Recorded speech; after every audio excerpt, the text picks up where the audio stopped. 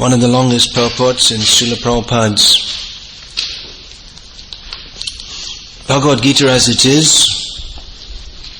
Such an important book, the most important book for giving preliminary knowledge of Krishna, which means that it's the most important book for distribution among the masses of people. And actually, many millions of these Bhagavad Gitas have been distributed all over the world.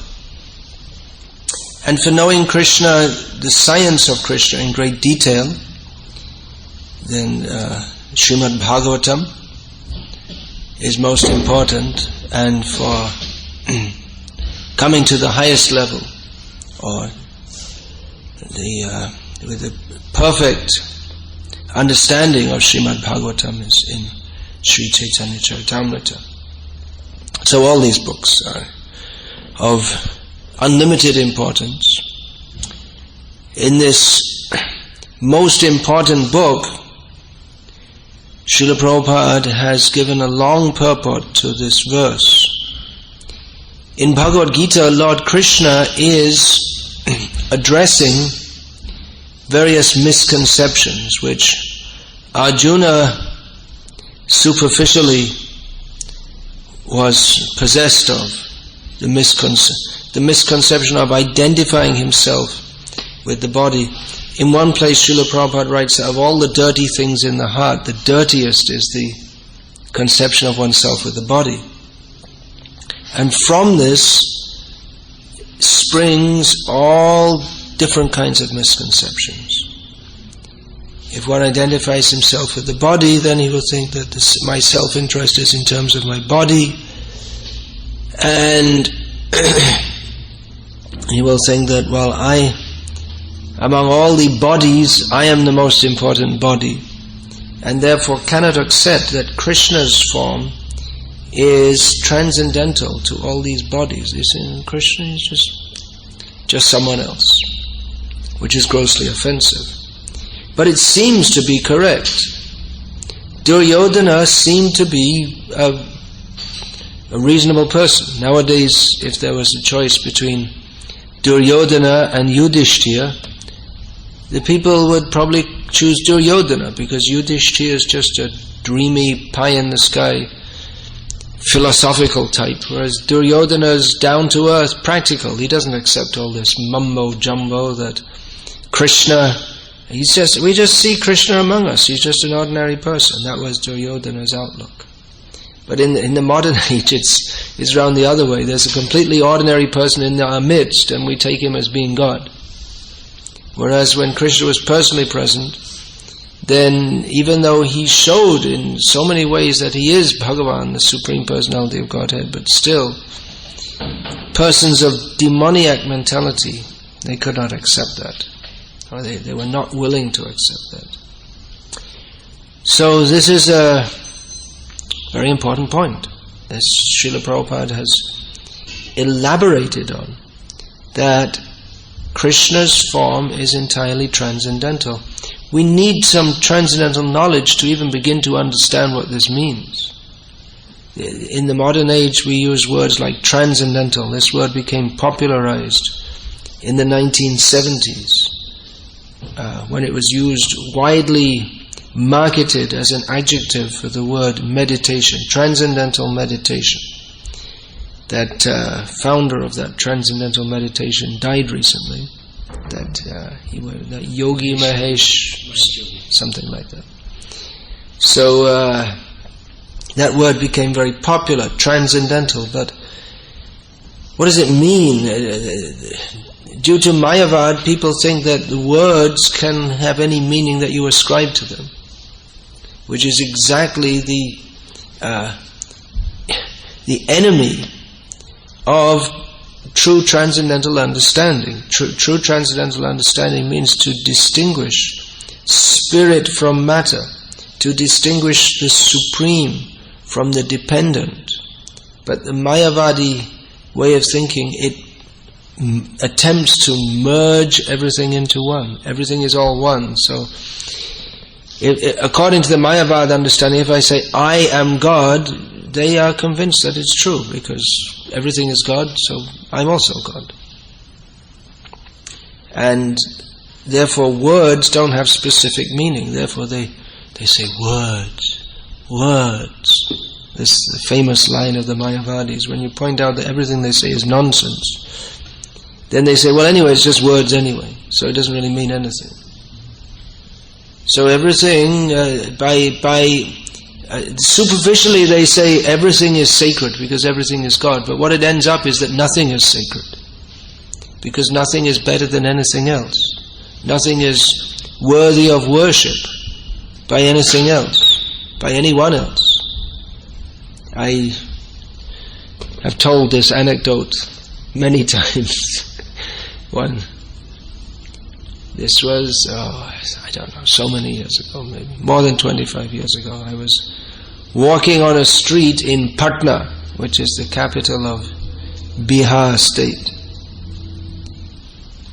And two students approached me and they were asking me, what is this all about? So I was speaking to them. And one man came up and he started listening. And then, as I was speaking, he interjected angrily and said, "Why do you say Krishna is supreme?" He was angry to hear this. He said, everything is supreme, which is it's an illogical statement. Why do you say Krishna is God? Why do you say only to worship Krishna? That was exactly what he did. Why do you say only to worship Krishna? Everything should be worshipped. Why do you say Krishna is God?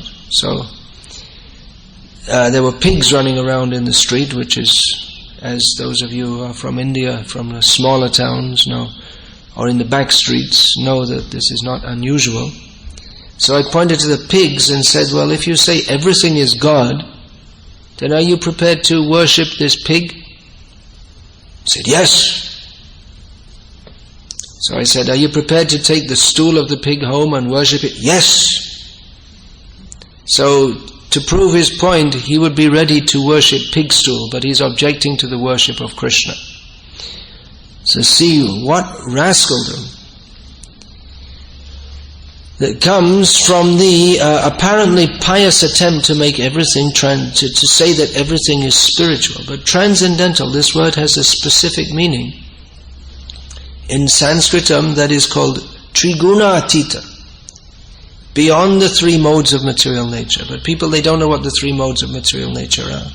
Nor are they very interested to know, because this Mayavad, the people, they mix Mayavad with pseudo-bhakti, and then they say, well, it's just feelings, you see, I'm feeling so much bhakti, but then you'll see that they have no idea of who bhakti is meant for. So Srila Prabhupada establishes everything. We find at the end of the 6th chapter of Bhagavad Gita, Prabhupada establishes that the bhaj, this root from which we have the word bhajan, which means worship. Actually Prabhupada says the word worship is not it doesn't really fit, but for want of a better word, we use it in English. But that is meant only for the Supreme Personality of Godhead, Krishna. It's not meant for anyone else. It's not applicable to anyone else. We can offer respects to others. We respect others, but Krishna is the object of worship for everyone. That is the constitutional position of everyone, to worship Krishna. And those who do not do so, they do so due to a wicked mentality. Now, people may object that, well, this is just your dogma. It's just like people say, well, if you don't worship Jesus, you go to hell. If you're not a Christian, you go to hell. And then if you're among the Christians, you have to be a Catholic or you go to hell. And the Protestants say you have to be a Protestant in our church, otherwise you go to hell. And the Muslims say you have to be a Muslim, not be a kafir, otherwise you go to hell. So it may seem that we're just using these strong words, but Srila Prabhupada doesn't just present it dogmatically. Anyone can do that. But he gives here pages of explanation why Krishna is supreme, he is to be worshipped, and therefore those who do not do so, they do so due to a wicked mentality. We may say, well, they're just ignorant, but that ignorance, we've become ignorant because we desired to be. Krishna bhuli, seji vanadi bahimuk, ataiv maya tare dayat sangsharaduk. Forgetting Krishna, we have been inimical to Krishna since time immemorial. And therefore we're suffering in this material world. That's another common misconception, that people say that, well, if there's God, then why are we suffering in this world? And well, that's the answer. Because there is God, we are suffering in this material world. Because we don't recognize Him. That we think that, well, God means all good, and good means I should have a healthy body, lots of money. So, if God is good, then He should give me all these things. And as Hari Vilas Prabhu was noting last night, as we were discussing, the most popular churches are those which offer that God will give you prosperity. The Protestant ethic on which this Western Anglo-Saxon Protestant, white Anglo-Saxon Protestant civilization is based, the Protestant ethic is that if you work hard and honestly, God will give you lots of money. That's like the Karma Mimamsa theory in India. So if you don't have money, if you're poor, then there's something wrong with you. You're not pious. So you should have lots of money, and that's the sign that God favors you. It's interesting how they get all these things when you see that Jesus Himself, in His practical life, rejected that idea. And He said it's more difficult for a rich man to go to heaven. What is it? It's easier for a camel to go through the eye of a needle than a rich man to go to heaven. And He Himself adopted a vow of poverty. Of course, this is, we don't want to get too much into thinking about Christianity, but we're just showing how the principles which are expounded here by Krishna and are stated here by Krishna and expounded by Srila Prabhupada, it's not just our dogma, but we can analyze everything that's going on in the world according to Bhagavad Gita. There are various systems of study by which we can analyze the world, just like astrology or psychology or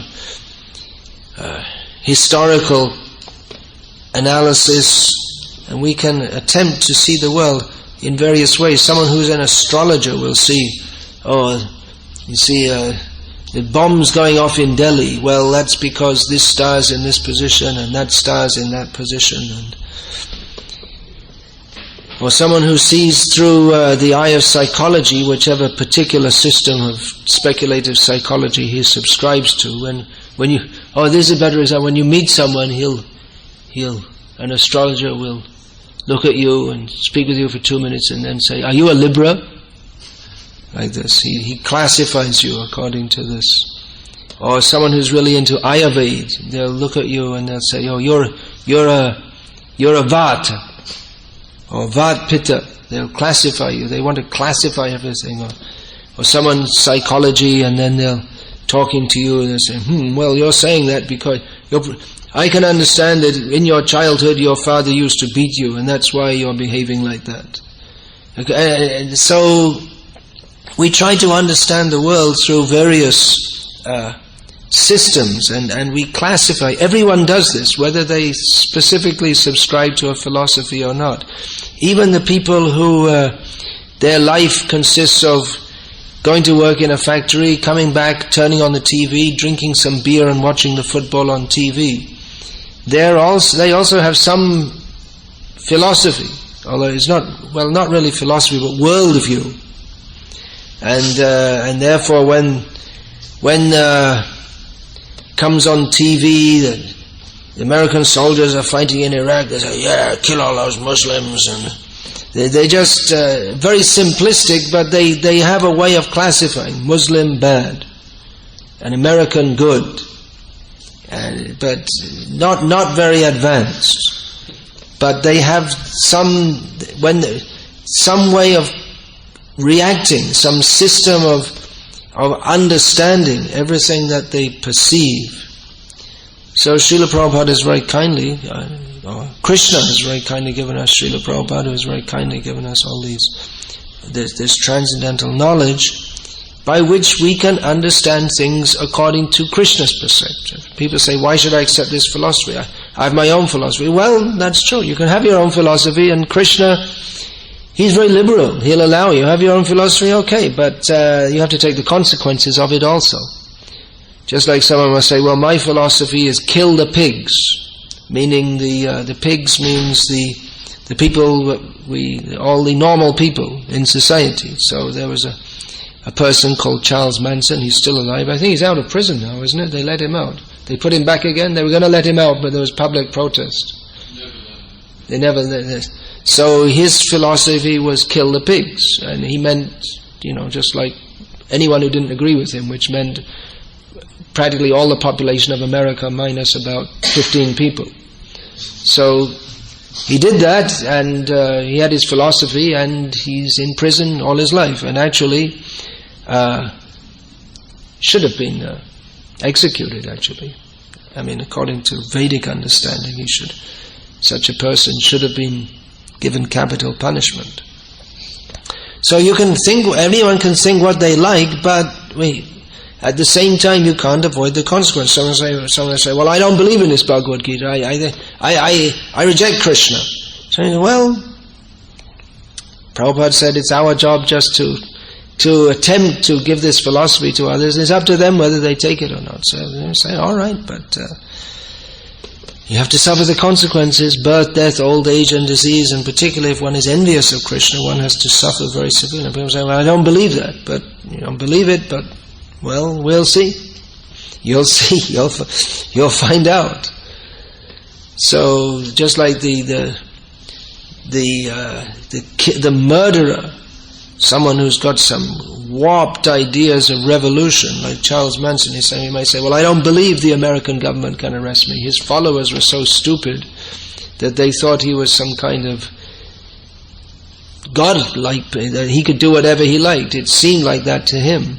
But eventually he was arrested and stuck in prison. So he can still go on with his delusions being in prison, that actually it's just my leela or something. I don't know what they think, but what these people think. But the fact is that he can say, I'm not in prison, or I'm doing whatever I like, or I'm God, but the fact is he has to act according to the prison laws. He's forced. If one doesn't follow the laws of the country, a certain amount of freedom is given.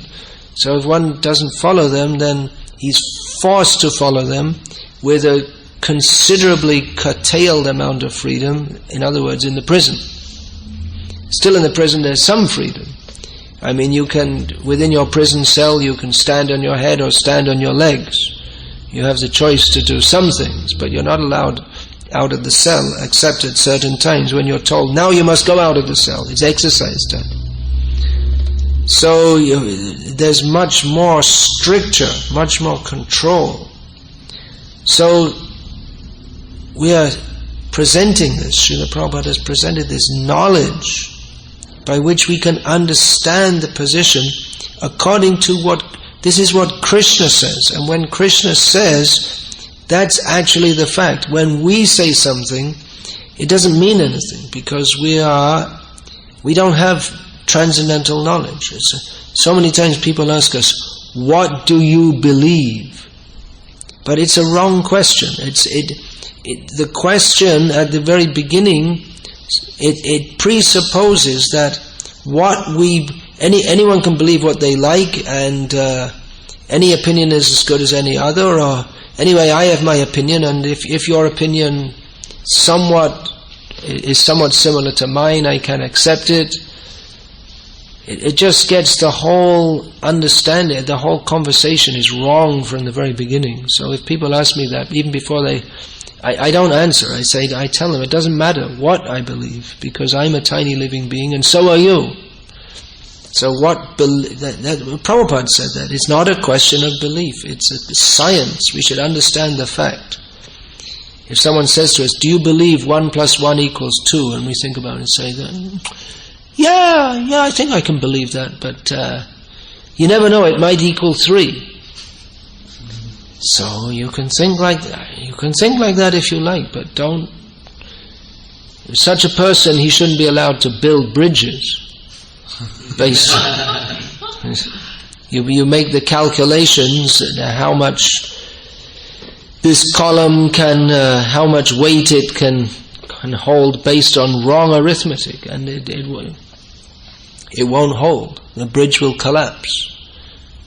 So practically we can say, well, that's one reason people have faith in science, because it has practical application. So when the scientists say that now we are offering you a machine, the horseless carriage. You don't have to have a horse. All you have to do is put some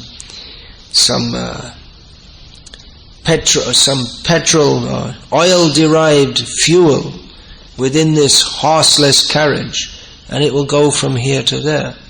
So people have faith in them because they can demonstrate that their theories work. But the problem is when they try to, it's true that they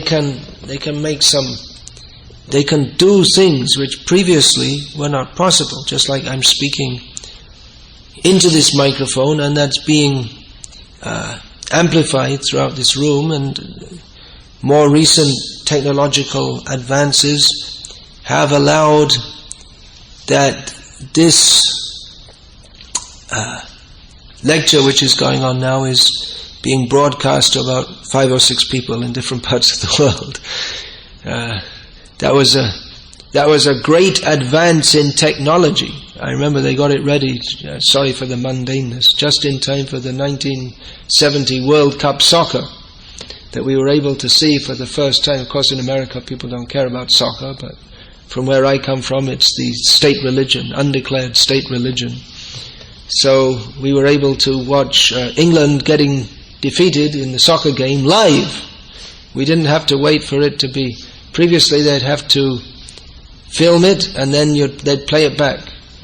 But they did it live. But now, not only great football stars, but even a person as insignificant as myself, or anyone as insignificant as myself, can be filmed, and it can be live broadcast all over the world. So this is the advance of technology, so people tend to have faith what scientists say, but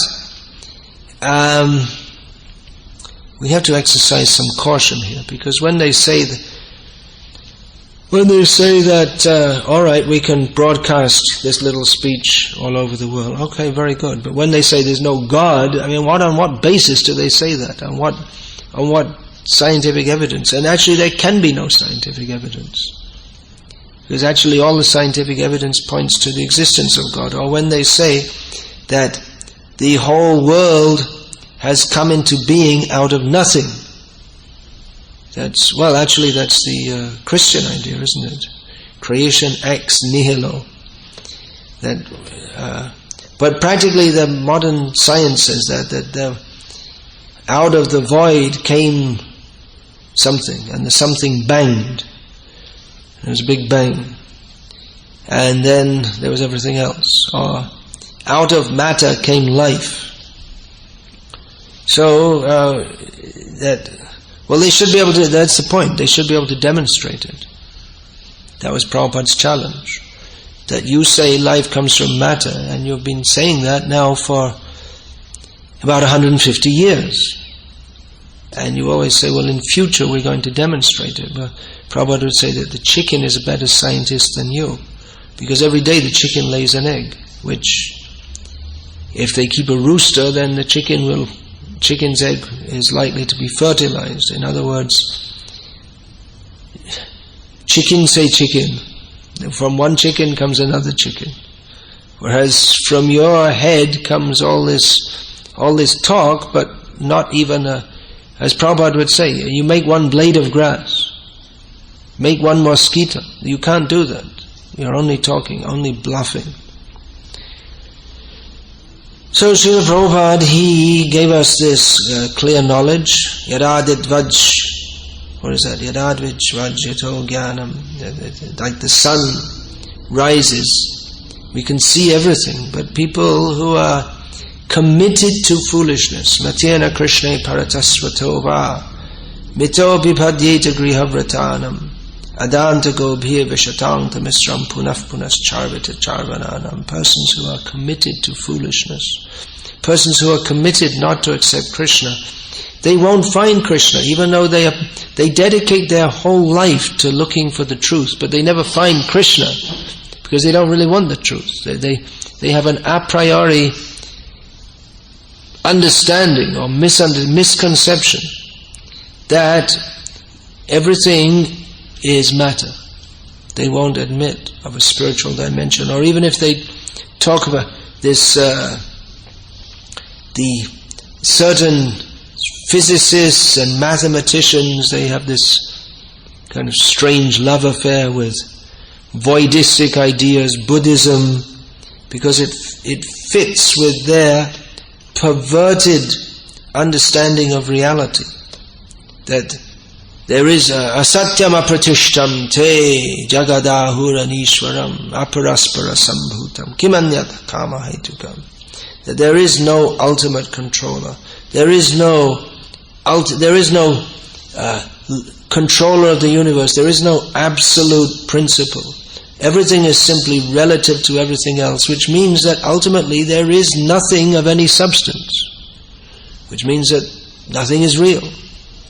And they love this philosophy. Nothing is real, because then there's no responsibility, there's no one to answer to, and there's no sin, and therefore they get on with the business of simply enjoying their senses. But they have to suffer. This is the point. We may deny there is God, but we are forced to suffer. So the very fact that we are forced to means that there's a higher agent than us. So this point is, that's all I've been talking on while I've been here in Seattle. Actually, I got off on. Well, I often speak on this because it's such a massive fraud that's going on. The whole material world denying Krishna, forgetting Krishna, and especially all these bogus avatars. It's where's their leela? Krishna has so many wonderful leelas. Why are people worshipping Krishna after so many thousands of years? Well, he demonstrated that he is Bhagavan. Ananda chinmaya rasa mataya manasu yah praninam pratipalan smaratam apetya leelayatena bhuvanani jayatya jasram govindamadi purusham tamaham bhajami. By his leela, he conquers over the whole world, his blissful pastimes. What are the pastimes of these bogus persons? There's nothing to show.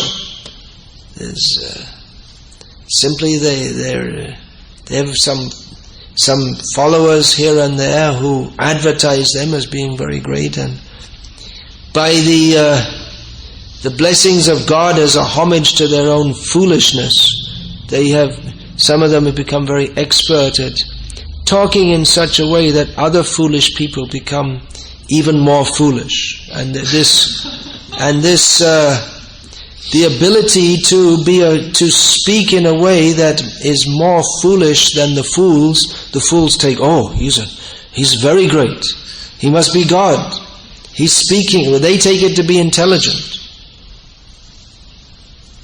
So this is what to do about this glut of nonsense. Well, the only thing is really to distribute this Bhagavad Gita as it is, especially very widely. And immediately when anyone who has got even a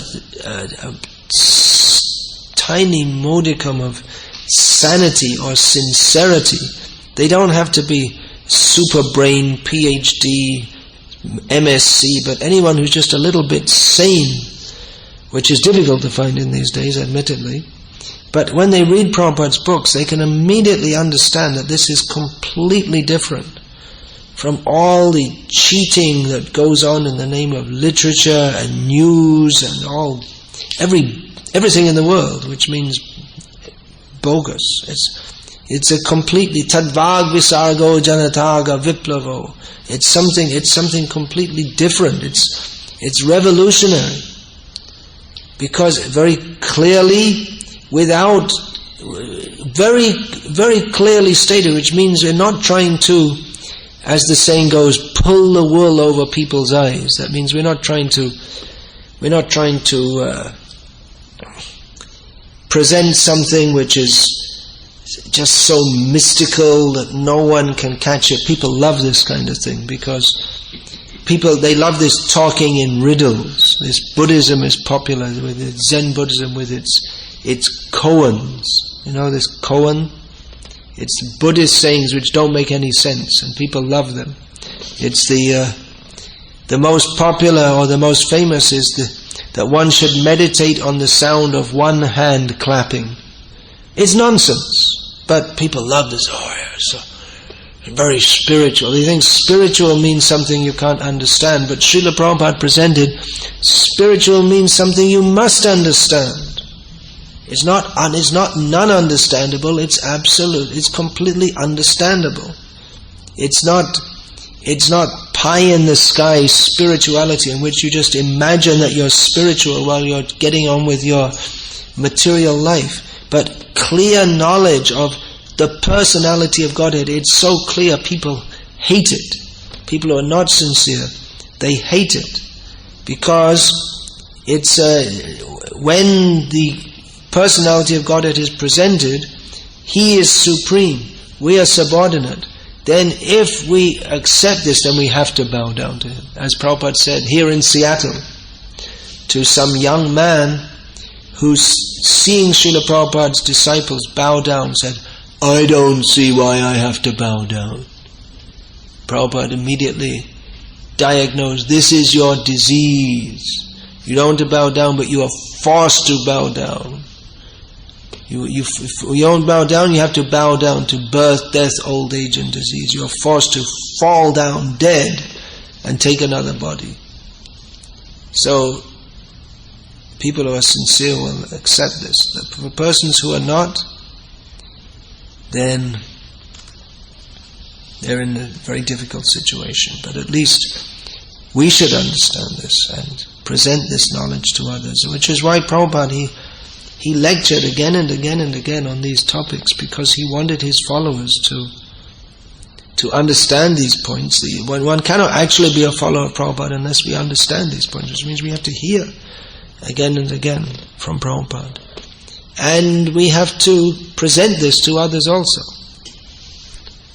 It's very dangerous if we present Krishna consciousness just as some kind of sentimentality, or some kind of it's Indian or Hindu. Well, that's true marginally, but if we present that as our identity, as our main identity, then how are we to present that this is sarvopadi vinir muktam, this is free from all mundane designations, this is actually non-sectarian. People have a hard time understanding this. How can you say it's non-sectarian?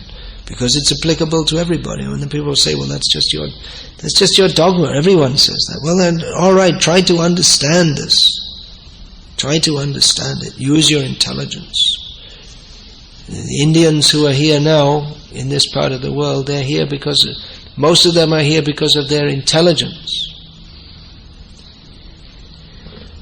But they have this remarkable feat of turning off their intelligence when it comes to anything religious or spiritual.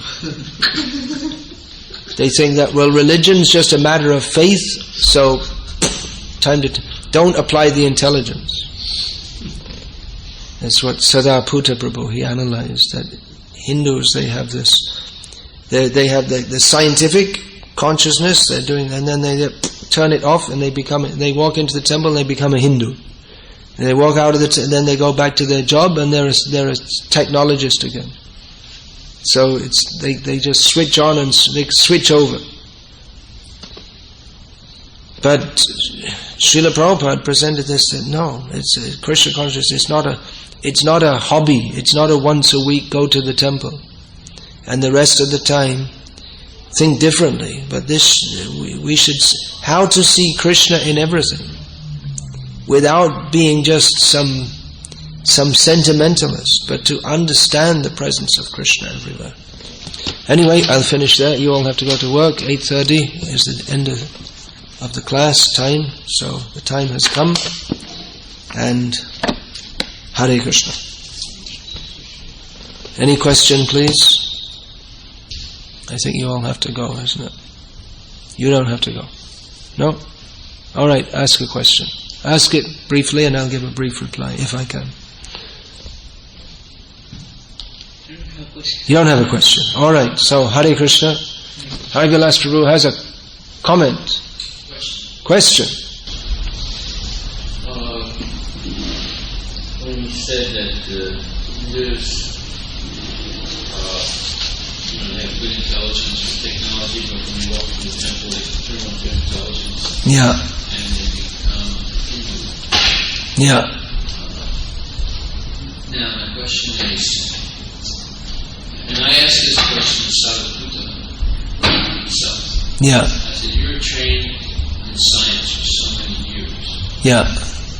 How did you begin to believe what Prabhupada was explaining about the structure of the universe, creation, the existence of God, and also if you read Bhagavad Gita carefully, many times Srila Prabhupada will disparage academia.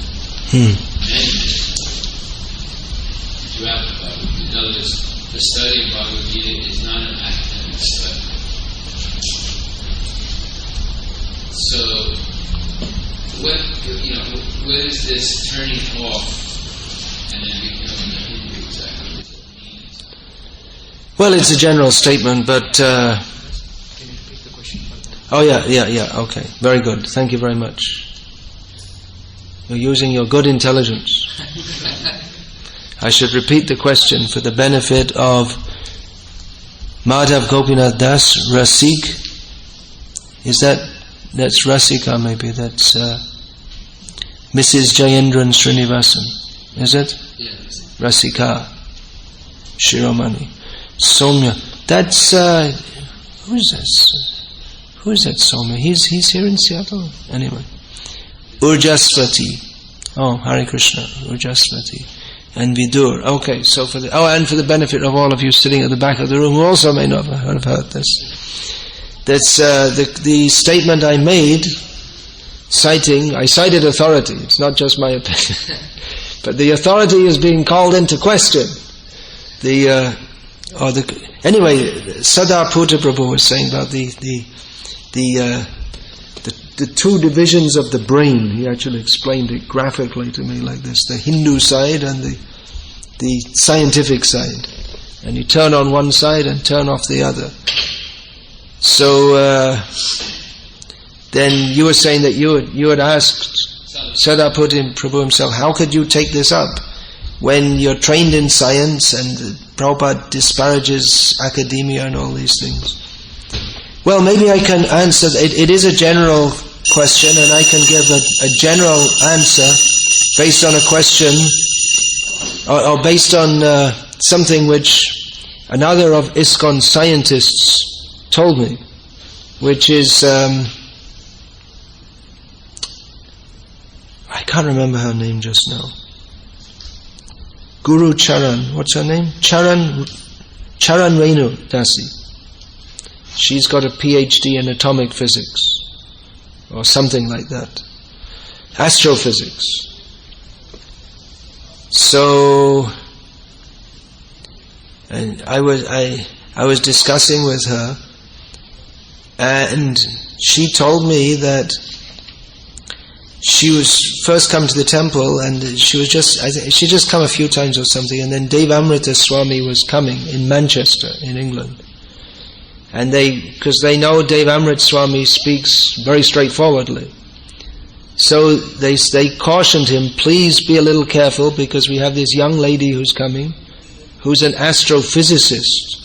So, please don't be too heavy about scientists and all this kind of thing. So Devamrita Swami came, and he didn't follow the guidelines of the temple authorities. And he disparaged scientists, and he said, one of the things he said is that these astrophysicists, they don't know anything. And she told me at this point, I was convinced. He said, she was saying, how does he know that we don't know anything? This, in the Clarion Call magazine that Tripurari Maharaj used to produce, I remember seeing a statement, this was maybe 15 years ago, in which it stated that there are about 2,000 theories among astrophysicists about the origin of the universe. So when I read that, I thought, well, how many astrophysicists are there in the world anyway? There's probably not many more than 2,000 anyway. So they've all got different theories. And I said this to Chandra, and he said, yeah, well, some of them have more than one theory also. So it's like the emperor's new clothes, someone points at, if they're actually honest, they may understand that these people, what we're learning, it's not really the ultimate. If people are sincere, even after getting programmed in science, if they're more intelligent, then they'll understand this is not all in all. And who was that who said that? Prabhupada said that the very big scientists, the ones who are really very intelligent, they can understand that there's God, and that beyond this, beyond what we're doing, we don't understand everything, but it's the little people who are like, they're not really scientists, they're dogmatists. And they just say, science, science, science, science. And they have great faith in science, but they don't really have a very broad vista of understanding. So I would say it's sincerity to know the truth, which science is supposed to be, isn't it? It's supposed to be a means of understanding everything. But if someone is more sincere, he'll understand that. He'll understand that there's more to what we can see, and what's called the very first principle of empiricism is actually totally irrational, or the scientific basis of understanding.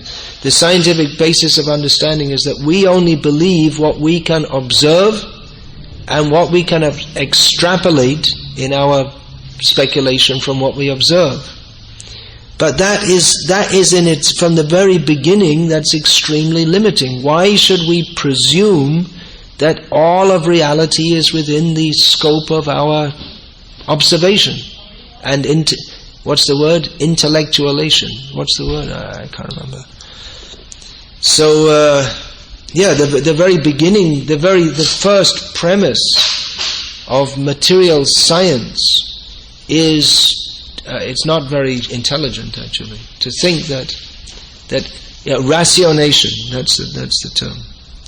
Everything is within what we can work out. To think that everything is understandable and that we won't accept anything unless it's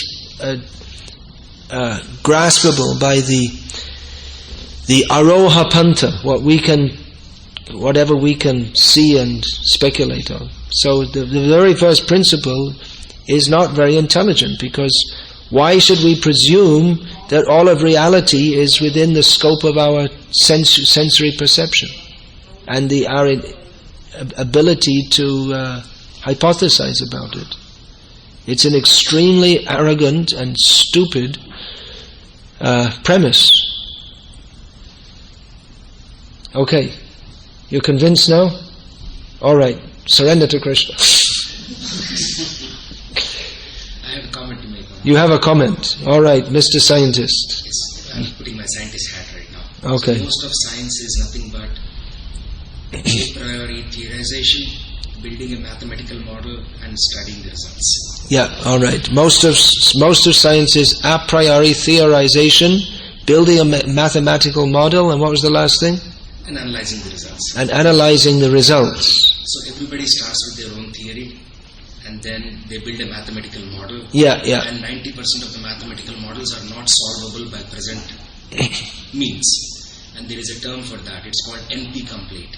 So anything that cannot be solved in the next 100 years is called NP-complete problem. We're working on it. We are working. We don't understand it yet, but we're working on it. It's not only understanding, even the largest supercomputer will take 100 years to solve that problem. That's called NP-complete. All right. Which means it is not computable. So they use massive... Then they need to get into another dimension. So basically most of the problems are not solvable. Most of the... Well, that's why mathematics is... I was just in Boise, and the parents of Radhika Raman, Prabhu, who's famous as a bigger brain than even most of the Indians. Made in America, American transcendental brain. So his parents were telling me that he'd come to the attention of the people of Boise as being a whiz kid, and he was in philosophy, and then the head of the mathematics department in the local university came and approached Radhika Raman and said, why don't you do mathematics? Because math and science, math and philosophy, they go very well together. So he did. He had no background except just basic mathematics, but he just got right into that and did math. He majored in math also. And I was asking him, how do they get these children so well educated? He said, we just teach them Prabhupada's books, that's all. And then after that they can pick up anything.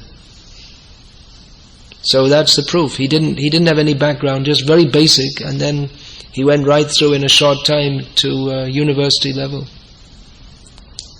Pure mathematics. I presume it's pure mathematics because that's what goes with philosophy. What they call pure mathematics. It's a different usage of the word pure that we have. It means theoretical mathematics. Anyway, Hare Krishna. Srila Prabhupada ki jai. Bhagavad Gita as it is ki jai.